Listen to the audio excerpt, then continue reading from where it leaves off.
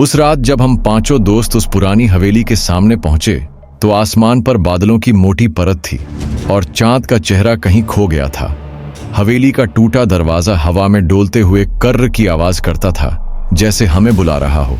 गांव में कितनी बार सुना था कि इस जगह मौत का खेल खेला जाता है, लेकिन हमने कभी यकीन नहीं किया था। उस रात जाने किस पागलपन में हम सब ने तय किया कि चलो देखते हैं अंदर आखिर है क्या।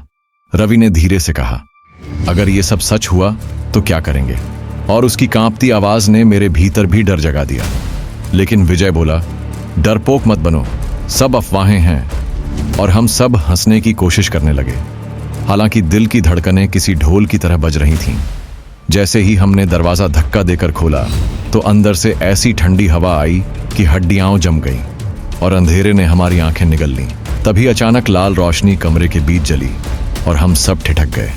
वहां एक लकड़ी की मेज थी जिस पर 5 नकाब रखे थे और ऊपर से खुरदुरी आवाज गूंजी, स्वागत है मौत के खेल में। हमने चारों तरफ देखा लेकिन कोई नजर नहीं आया। आवाज ने आदेश दिया, नकाब पहनो और अपनी पहचान मिटाओ, तभी खेल शुरू होगा। पीछे दरवाजा अपने आप बंद हो चुका था और अब हमारे पास कोई रास्ता नहीं था। कांपते हाथों से हमने नकाब चेहरे पर लगा लिए और उसी पल दीवार पर स्क्रीन चमक उठी जिस पर लिखा था सच और झूठ।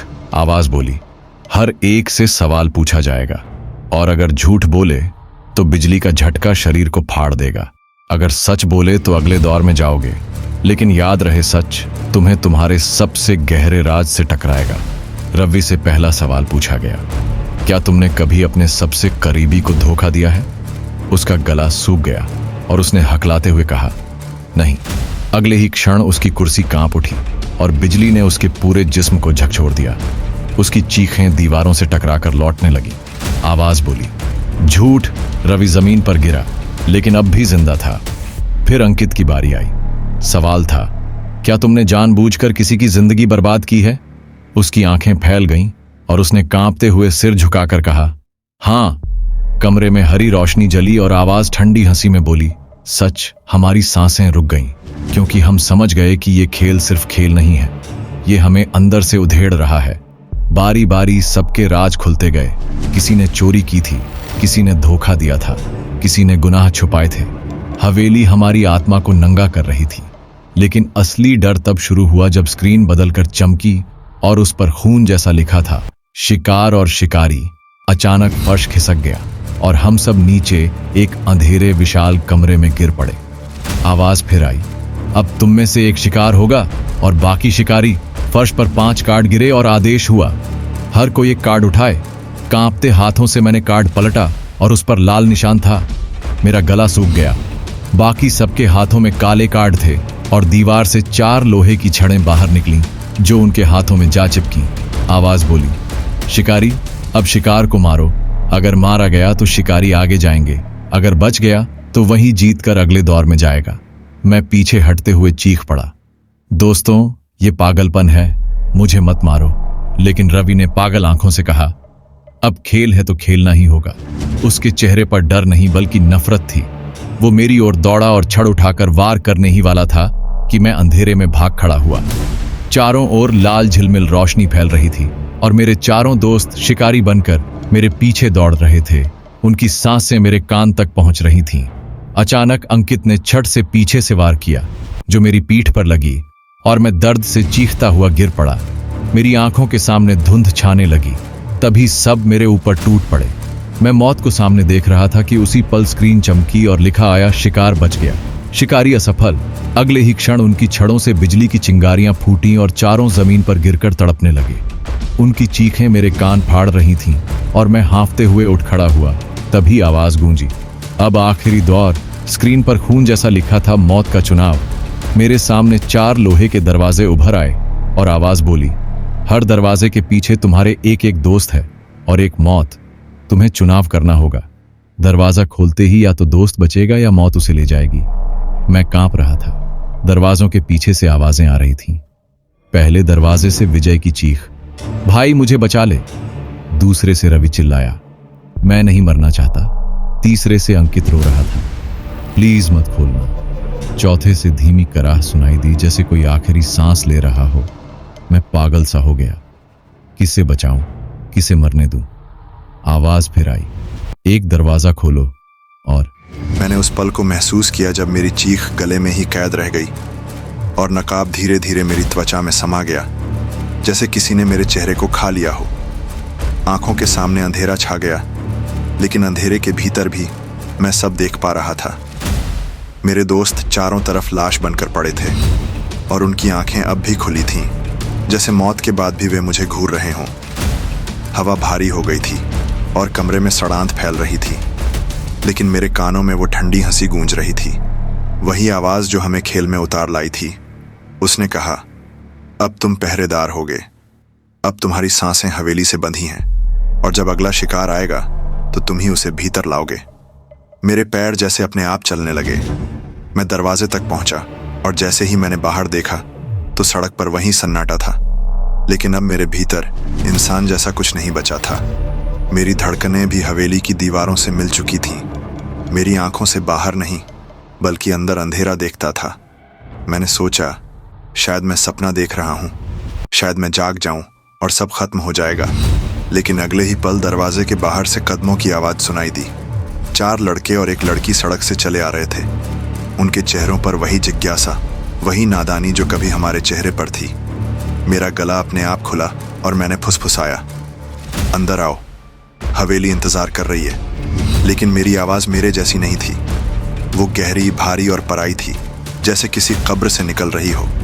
उन सब ने चौंक कर इधर उधर देखा, लेकिन फिर दरवाजे की चरमराहट सुनते ही सब डरते डरते भीतर आ गए। मैं खुद को रोकना चाहता था। मैं चाहता था उन्हें चेतावनी दूं कि भाग जाओ, मत आओ, लेकिन जैसे मेरा मुंह मेरे काबू में ही नहीं था। हवेली अब मेरी रगों में दौड़ रही थी। अंदर आते ही वही लाल रोशनी जल उठी। मेज पर नकाब रखे थे और वही खुरदुरी आवाज गूंजी। लेकिन इस बार मुझे एहसास हुआ कि वो आवाज बाहर से नहीं बल्कि मेरे भीतर से निकल रही थी, जैसे मैं ही अब हवेली की जुबान बन गया हूं। लड़की कांपते हुए पीछे हटना चाहती थी, लेकिन दरवाजा पहले की तरह बंद हो चुका था। एक लड़के ने हिम्मत करके नकाब उठाया और बोला, अगर ये खेल है तो खेलेंगे। नकाब उसके चेहरे से चिपक गया और बाकी सबने भी मजबूरी में नकाब पहन लिया। मेरे भीतर डर और खून की भूख दोनों मिल रही थी। मैं जानता था कि अब वही होगा जो हमारे साथ हुआ था। वही दौर, वही सवाल, वही मौत। स्क्रीन पर लिखा चमका सच और झूठ। मैंने उनकी आंखों में वही डर देखा जो हमने महसूस किया था। पहला सवाल लड़की से पूछा गया, क्या तुमने कभी अपने सबसे करीबी को धोखा दिया है? उसकी आंखें भर आईं और उसने हकलाकर कहा, हाँ। कमरे में हरी रोशनी जली और आवाज मेरे गले से निकली, सच। मैं अंदर से चीख पड़ा कि नहीं, ये सब बंद करो। लेकिन बाहर से मेरी आवाज बस खेल को आगे बढ़ा रही थी। सवाल एक एक कर पूछे गए और उनकी चीखें, उनकी सिसकियां कमरे को भरने लगीं। हर राज खुलते ही उनका चेहरा और पीला पड़ जाता। फिर वहीं अगला दौर आया, शिकार और शिकारी। इस बार शिकार वह लड़की बनी और बाकी 4 शिकारी। उन्होंने हथियार उठाए और लड़की भागती रही। उसकी चीखें मेरे सीने में कांटे की तरह चुभ रही थीं। मैं मदद करना चाहता था, लेकिन मैं बस खड़ा देखता रहा। जब स्क्रीन चमकी और लिखा आया, शिकार बच गया, शिकारी असफल, तो चारों लड़के बिजली से तड़प कर गिर पड़े। लड़की जिंदा बची, लेकिन अब उसके चेहरे पर डर नहीं बल्कि पत्थर जैसी खामोशी थी। उसकी आंखें लाल हो चुकी थीं, जैसे वो सब कुछ देख और समझ चुकी हो। अब आखिरी दौर शुरू हुआ, मौत का चुनाव। 4 दरवाजे और 4 चीखें। लड़की कांपती हुई दरवाजों के सामने खड़ी थी। मेरी आंखों से आंसू बह रहे थे, लेकिन मेरा चेहरा पत्थर जैसा ठंडा था। मैंने देखा उसके हाथ दरवाजे की ओर बढ़े और वो हिचकिचाई। आवाज फिर निकली, एक दरवाजा खोलो और खेल खत्म करो। उसके कांपते हाथों ने दरवाजा खोला और अंदर से खून का फव्वारा फूट पड़ा। मैं दहशत से कांप उठा, लेकिन हवेली की दीवारों पर हंसी गूंजी। अब लड़की अकेली खड़ी थी, वही स्थिति जो कभी मेरी थी। आवाज बोली, तुम जीत गई, लेकिन जीत मौत की जंजीर है। नकाब उसके चेहरे से चिपक गया और उसने चीख मारकर मुझे देखा। उसकी आंखों में दर्द था, जैसे वो कहना चाहती हो, तुम क्यों नहीं रोके? लेकिन मैं बेबस था, क्योंकि अब हम दोनों हवेली के बंधुआ हो चुके थे। बाहर सड़क पर हवा चली और दरवाजा फिर से कर्र की आवाज करता हुआ बंद हो गया। हवेली अब 2 रक्षकों के साथ अगले शिकार का इंतजार कर रही थी और मैं जानता था ये खेल कभी खत्म नहीं होगा। ये हवेली हर बार भूखी रहेगी, हर बार मासूमों को खींचेगी और हर बार कोई नया शिकार खेल जीतकर भी हार जाएगा। क्योंकि यहाँ जीतने का मतलब है हमेशा के। मेरे सामने जमीन पर चारों दोस्त बेसुध पड़े थे। उनकी देह से धुआं उठ रहा था और कमरे में बार बार वही खुरदुरी आवाज गूंज रही थी। खेल अभी खत्म नहीं हुआ है। अब बचेगा सिर्फ एक। असली विजेता वही होगा जो अपने डर को निगलकर आखिरी सांस तक टिका रहे। मेरी सांसें तेज हो रही थीं। पूरा कमरा अंधेरे में डूब गया और अचानक फर्श कांप उठा, जैसे नीचे से कोई बड़ी मशीन चल रही हो।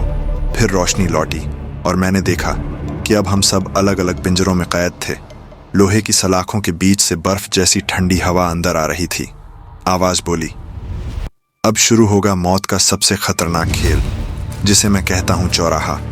हर पिंजरे के नीचे बारूद रखी है और उसे खोलने के लिए बस एक ही चाबी है, जो पिंजरों के बीच लटकी रस्सी पर झूल रही है। लेकिन उस चाबी को लेने वाला सिर्फ एक बच पाएगा, बाकी सबका शरीर राख में बदल जाएगा। रवि ने कांपते हुए चिल्लाकर कहा, पागल हो क्या? हम इंसान हैं, खिलौने नहीं। तभी अचानक उसके पिंजरे के नीचे से आग की लपटें उठीं और उसकी चीख ने पूरे हाल को हिला दिया। उसकी खाल जलने लगी, आंखें बाहर निकल आईं और कुछ ही सेकंड में वो राख बनकर गिर पड़ा। मैंने सलाखों को जोर से पकड़ लिया और मेरी आंखों से आंसू फूट पड़े। तभी आवाज फिर आई, सिर्फ बातें मत करो, चाबी लो, वरना तुम्हारा भी हाल यही होगा। मैंने कांपते हाथों से सलाखों के बीच से झांक कर देखा। रस्सी पर लटकती चाबी हल्की हल्की हिल रही थी और नीचे काला गड्ढा था, जिसमें हर पल अजीब सी आवाजें उठ रही थीं, जैसे कोई भूखा दरिंदा इंतजार कर रहा हो। अंकित ने हाथ बढ़ाकर चाबी पकड़ने की कोशिश की, लेकिन रस्सी अचानक तेजी से झूल गई और उसका हाथ फंसकर टूट गया। उसकी दर्द भरी चीख अब तक मेरे कानों में गूंजती है। तभी उसका पिंजरा अचानक खुल गया, पर जमीन उसके नीचे से खिसक गई और वो सीधे उस काले गड्ढे में गिर पड़ा। कुछ सेकंड तक उसकी आवाज आती रही, जैसे कोई अंदर से उसे चीर रहा हो। फिर सन्नाटा छा गया। अब बस मैं और आदित्य बचे थे। हमारी आंखें एक दूसरे से मिलीं। दोनों जानते थे कि अब दोस्ती का कोई मतलब नहीं। ये खेल हमें दुश्मन बना चुका था। मैंने कांपते हुए धीरे से कहा, आदित्य, हमें कुछ करना होगा वरना हम दोनों मर जाएंगे। उसने गुस्से और डर में भरकर कहा, नहीं, एक ही बचेगा और वो मैं हूं। इतना कहते ही उसने पूरी ताकत से अपने पिंजरे को हिलाना शुरू कर दिया। रस्सी की झूलती चाबी उसके हाथों के पास पहुंची और उसने छलांग लगाई, लेकिन उसी पल उसका पिंजरा ऊपर से टूट गया और वो सीधा सलाखों समेत नीचे गिर पड़ा।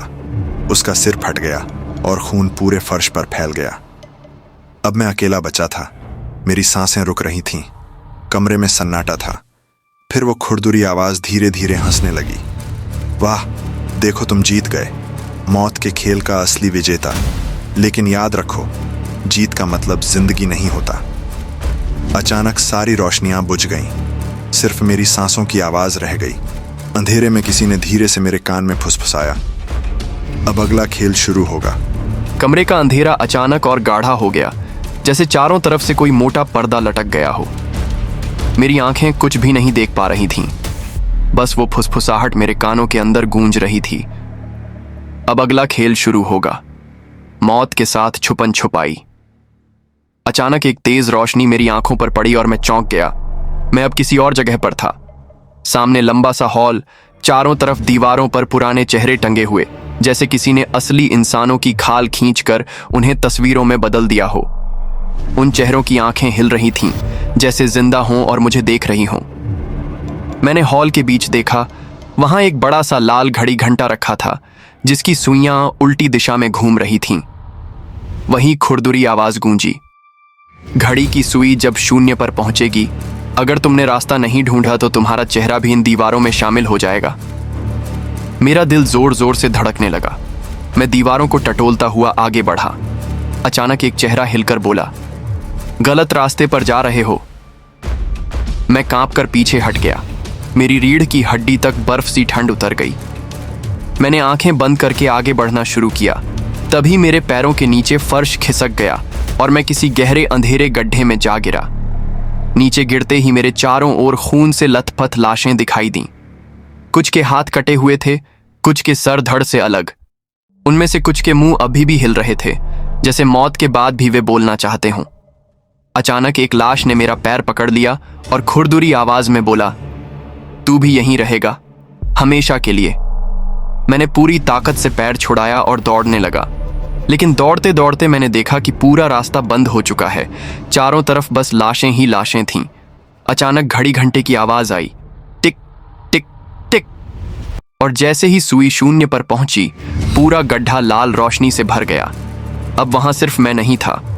मेरे तीनों दोस्त फिर से मेरे सामने खड़े थे, लेकिन इस बार वे इंसान नहीं थे। उनकी आंखें खून से लाल थीं, चेहरों पर सड़े हुए जख्म और हाथों में तेज धार वाले औजार। रवि फटी हुई आवाज में बोला, तू ही तो था जिसने हमें मरने दिया, अब तेरी बारी है। अंकित ने अपने टूटे हाथ से लोहे की कील उठाई और आदित्य ने चाकू। वे धीरे धीरे मेरी तरफ बढ़ रहे थे और मैं पीछे हटता जा रहा था। मैंने कांपते हुए कहा, नहीं, मैं नहीं चाहता था ये सब। ये खेल किसी और का है। मैं तुम्हें कैसे बचाता? लेकिन उनकी आंखों में सिर्फ खून था। उन्होंने मुझ पर झपट्टा मारा और मैं जोर से चिल्लाया। तभी अचानक फिर वही खुरदुरी हंसी गूंजी, डर मत, अभी तो खेल शुरू हुआ है, असली मौत का मजा तो अब आएगा।